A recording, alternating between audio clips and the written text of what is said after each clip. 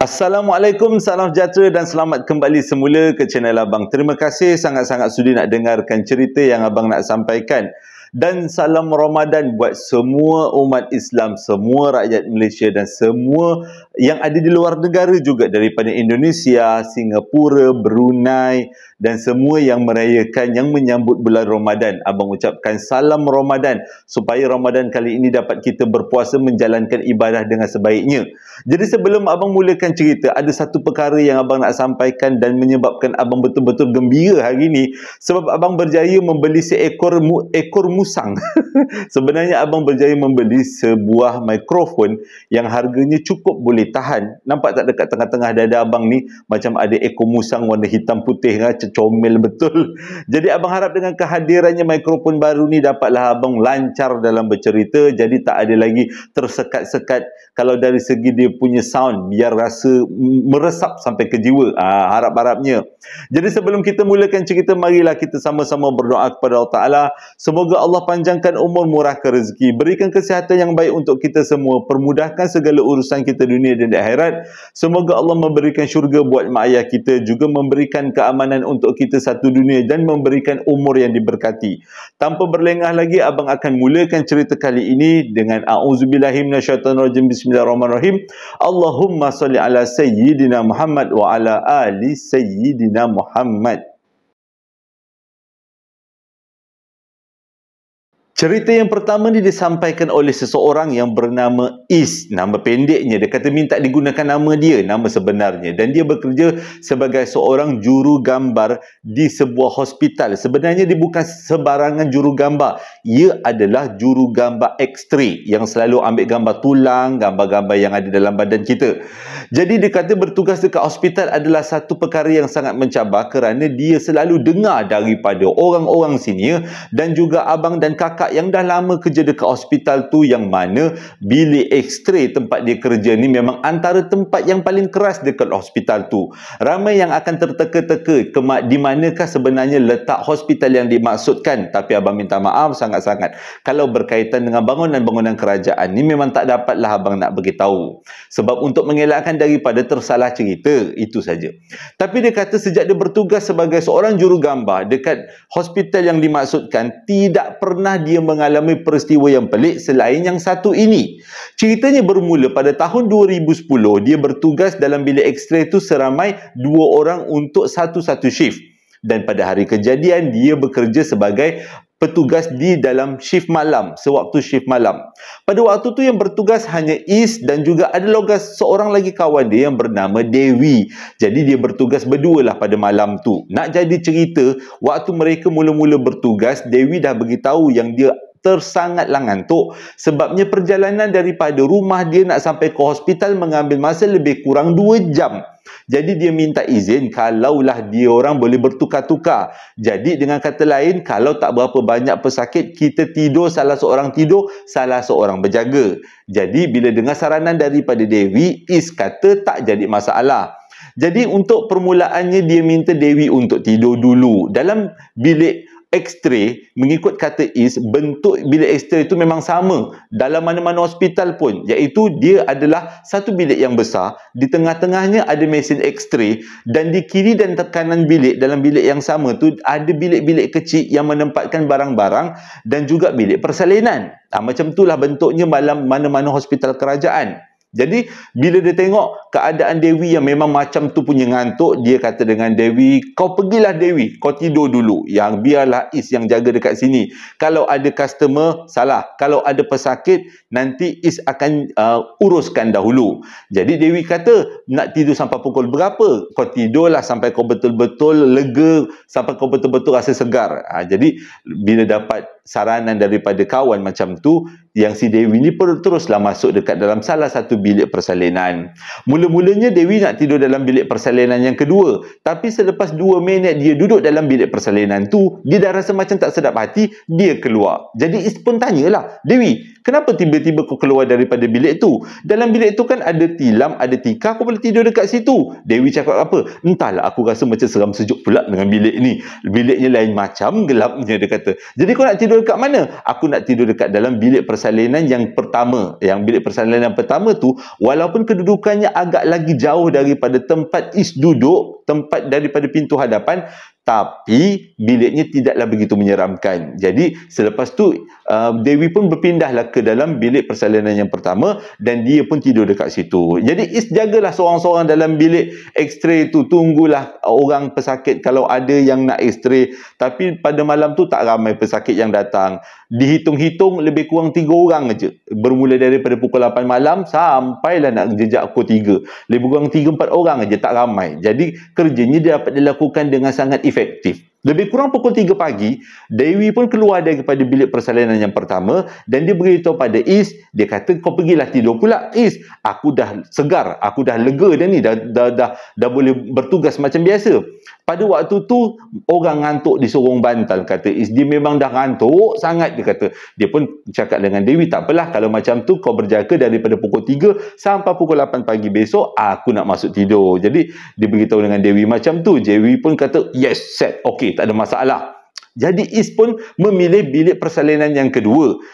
Kenapa dia pilih bilik persalinan yang kedua untuk dia tidur? Sebab kedudukan bilik persalinan yang kedua ni dengan pintu hadapan ataupun dengan meja tempat mereka bertugas yang paling dekat. Dengan kata lain, kalau terjadi apa-apa, sempat pula mereka ni akan berlari. Maksudnya Is sempat menyelamatkan diri. Jadi dia pun masuk ke dalam bilik persalinan yang kedua, dia pun bersedia-sedialah nak tidur. Dalam bilik tu ada satu tikar dan tikar tu memang sesuai sangat nak buat tidur. Jadi Is pun duduk atas tikar tu, meregang-regangkan badan, dia mula baring secara terlentang. Waktu dia nak rasa melayan-melayan mata, tiba-tiba dia dengar macam ada bunyi tapak kaki. Jadi dia pun mandanglah ke arah Dewi. Pintunya terbuka, memang dia boleh nampak apa yang Dewi tengah buat. Apa yang dia nampak pada waktu tu, Dewi tengah menyediakan laporan. Tapi dia dengar tapak kaki berjalan-jalan dalam bilik X-ray tu. Sama ada dia dengar ataupun halusinasi. Jadi dia diam je lah, dia tak banyak bunyi. Jadi dia pun layanlah mata nak tidur. Tengah-tengah dia nak tidur tu, dia cubalah juga. Walaupun dia rasa macam tak berapa nak selesa, tiba-tiba dia baru perasan keseluruhan badan dia tak boleh nak bergerak. Dengan kata lain, dia dah kena tindih. Inilah kali pertama dia mengalami kejadian kena tindih dekat dalam bilik X-ray. Pada waktu tu dia tak nak panik. Sebagai orang yang bekerja di hospital swasta, di hospital, jadi banyak kejadian-kejadian pelik yang dia pernah alami. Jadi setakat kena tindih macam ni, dia boleh handle lagi, dia kata. Dia relax, dia baca ayat-ayat tertentu, dia bacalah zikir-zikir, sehingga kan badan dia yang tadinya seperti ditindih, memang betul-betul berat, dia rasa macam tak cukup napas. Selepas dibacakan zikir-zikir dan ayat-ayat Quran tertentu, barulah badan dia rasa tegang, rasa lega, dan dia pun mula boleh menggerakkan badan. Selepas dia pastikan badan dia betul-betul dah fully recover. Mak cakap fully recover, tak juga. Maksudnya dengan kata lain, seluruh badan dia memang betul-betul boleh bergerak. Waktu tu Is bangun untuk berlari ke arah Dewi. Waktu dia siap-siap bangun tu dengan seluruh kudrat yang ada, tiba-tiba dia terkejut. Dekat depan pintu dia ada seorang perempuan yang bentuknya hanya separuh badan. Dia punya bentuknya adalah daripada kepala sampai ke pusat. Daripada pusat sampai ke kaki tak nampak. Itu je yang dia nampak, duduk depan pintu bilik persalinan yang kedua dengan rambutnya melepasi buntutnya. Rambutnya mencecah ke lantai, tapi Is tak nampak muka dia. Dah tergamam dia dekat depan pintu tu. Macam mana dia nak berlari, nak pergi ke arah Dewi? Takkan dia nak merempuh benda Allah tu? Kan jadi apa lain macam dia kerasukkan, kata huru-hara juga.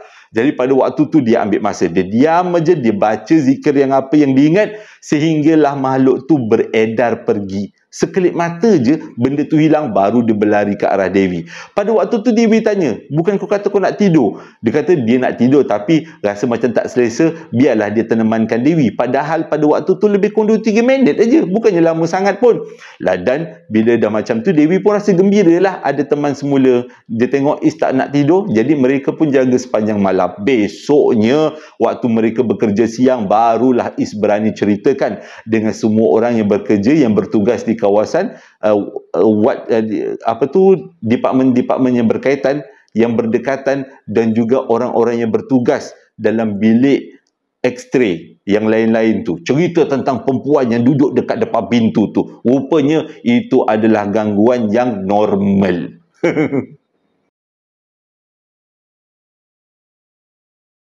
Cerita yang kedua ni disampaikan oleh Zul, berlaku dekat negeri Sarawak pada tahun 2011 kalau tak silap abang.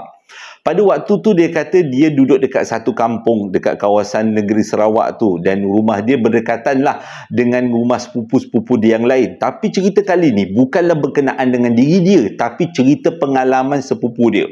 Pada waktu tu, waktu Zul tengah berehat-rehat, tiba-tiba dia dikejutkan dengan suara teriakan saudara mara yang duduk dekat-dekat dengan dia juga. Jadi disebabkan dengar suara saudara mara yang menjerit-jerit pada waktu tu lebih kurang pukul 5 petang, pukul 6 lah macam tu. Pukul 4 ke 5 petang.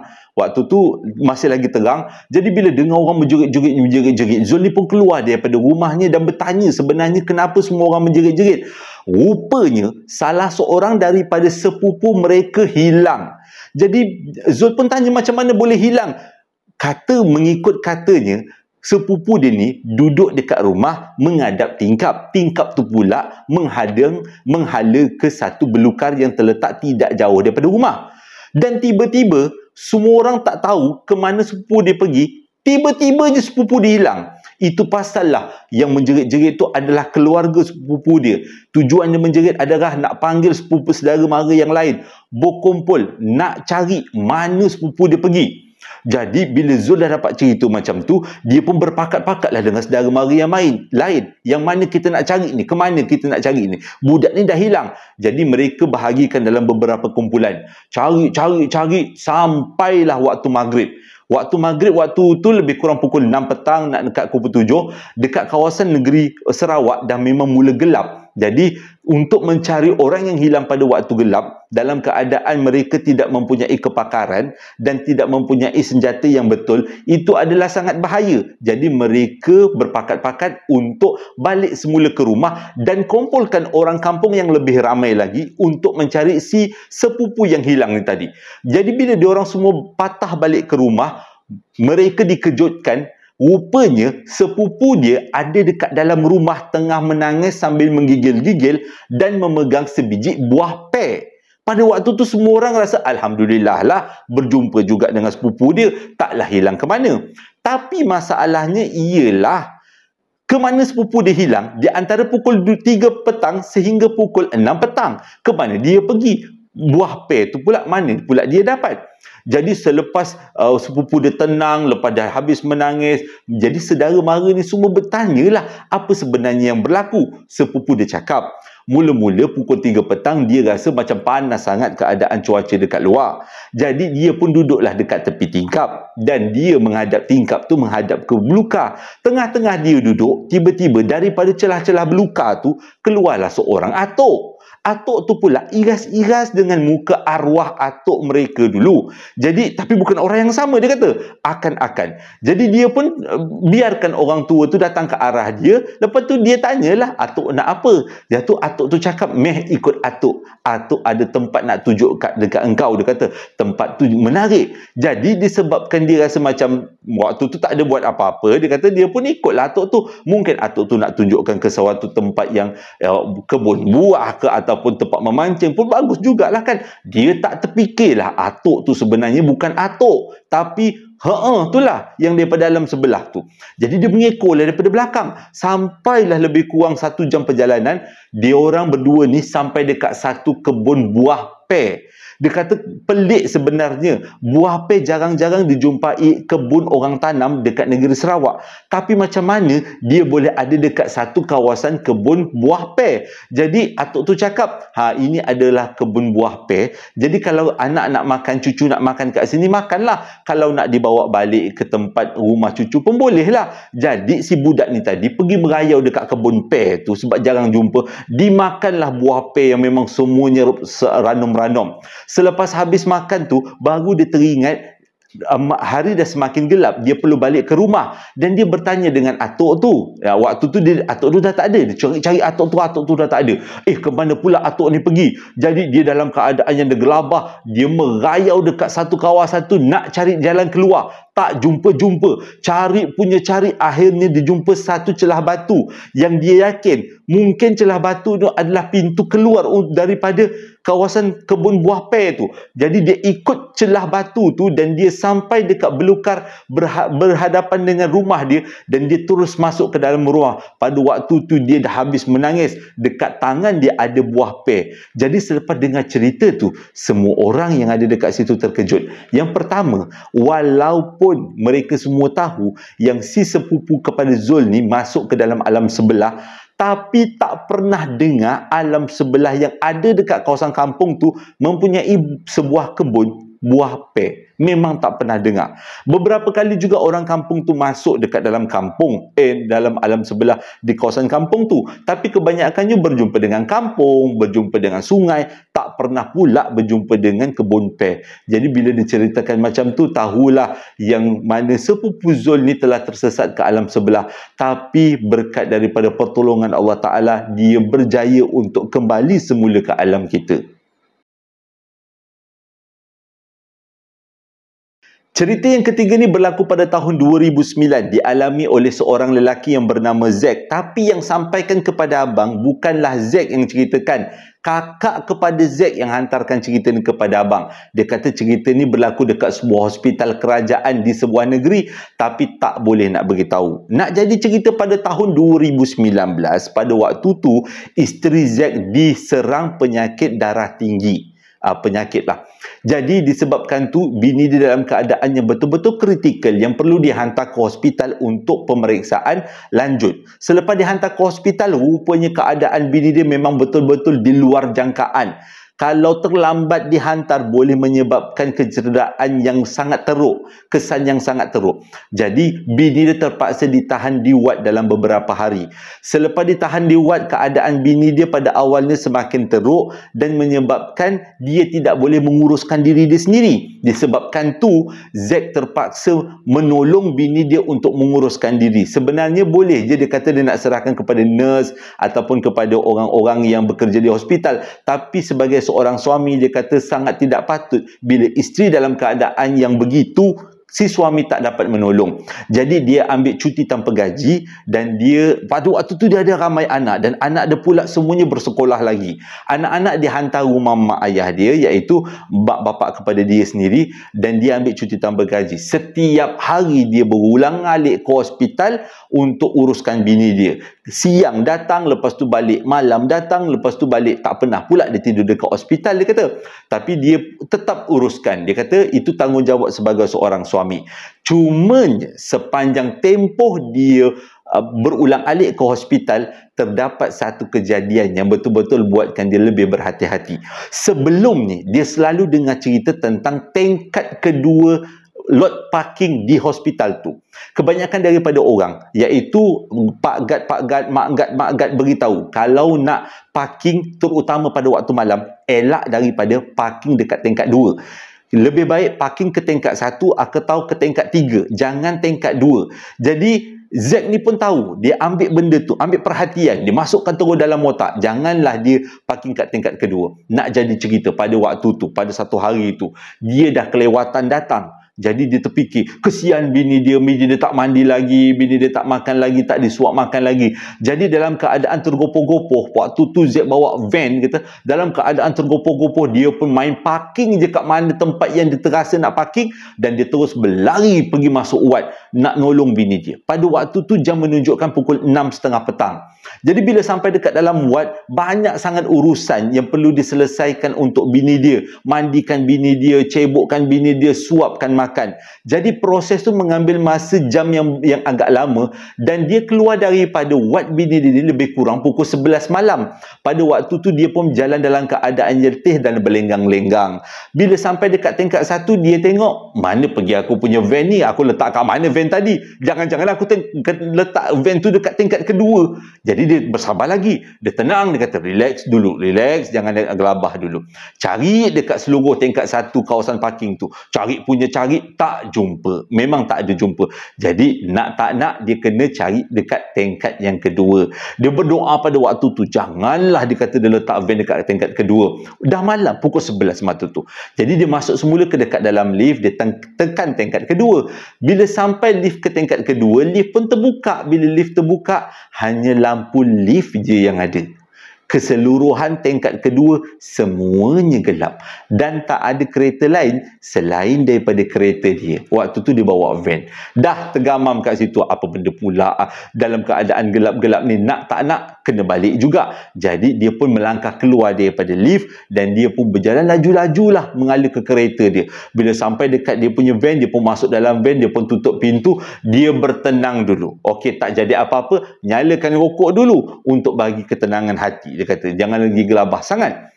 Jadi selepas dia nyalakan rokok tu, tiba-tiba dia nampak daripada jauh dekat belah kanan van dalam keadaan gelap, dia nampak nurse. Nurse tu pula berjalanlah ke arah dia. Dan tu dia kata, oh nurse, ada nurse yang parking dekat sini, tapi tak nampak pula sebelum tu ada nurse. Jadi dia biarkan nurse tu, sambil-sambil dia melayan rokok tu, dia biarkan nurse tu jalan ke arah dia. Makin dekat dia makin pelik. Waktu tu kan dah tak ada lampu kan kat kawasan parking tu. Jadi keadaan nurse tu agak samar-samar. Macam mana tahu dia nurse? Sebab dia pakai baju putih. Itu yang diingat nurse, bukan doktor. Sebab pakaian dia tu yang macam akan-akan nurse. Jadi bila benda tu datang mendekat-dekat, dia pelik. Benda yang pelik adalah, kenapa benda ni tak berjalan, dia melompat? Kenapa dia tak berjalan, dia melompat? Persoalan tu kalau abang yang kena, abang dah tahu dah. Tak payah start enjin, blah daripada situ. Tapi waktu tu Zack tenang lagi sebab dia nak tahu kenapa nurse tu melompat, nurse tu tak berjalan. Jadi dibiarkan benda tu semakin mendekat. Dan lebih kurang 10 meter barulah Zack, Allahu Akbar, ini bukan nurse. Kita tak payah nak terangkan walaupun bulan Ramadan kan. Jadi untuk sebagai langkah berhati-hati. Jadi semua orang boleh bayangkan kan apa yang datang tu. Rupanya bukan nurse. Tapi benda tu, walaupun bahagian mukanya terbuka, dia tak nampak muka. Gelap aja, hitam je muka dia. Ini gula-gula sebenarnya kalau siapa-siapa yang masih terteka-teka lagi apa yang datang. Gula-gula.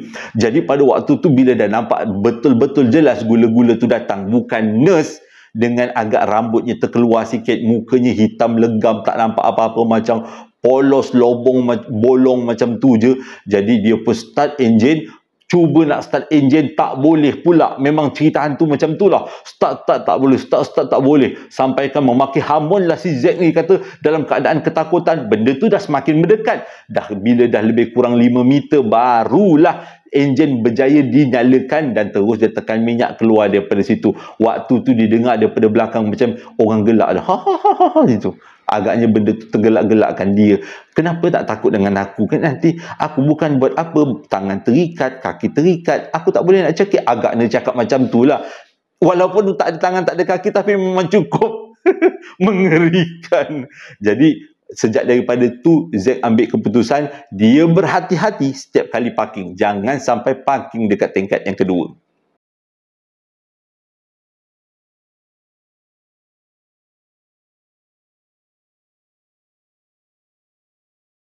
Terima kasih sangat-sangat sudah dengarkan cerita yang abang sampaikan. Abang harap audio yang abang beli yang harganya rancak juga harganya ni dapatlah memberikan sesuatu yang baru kan.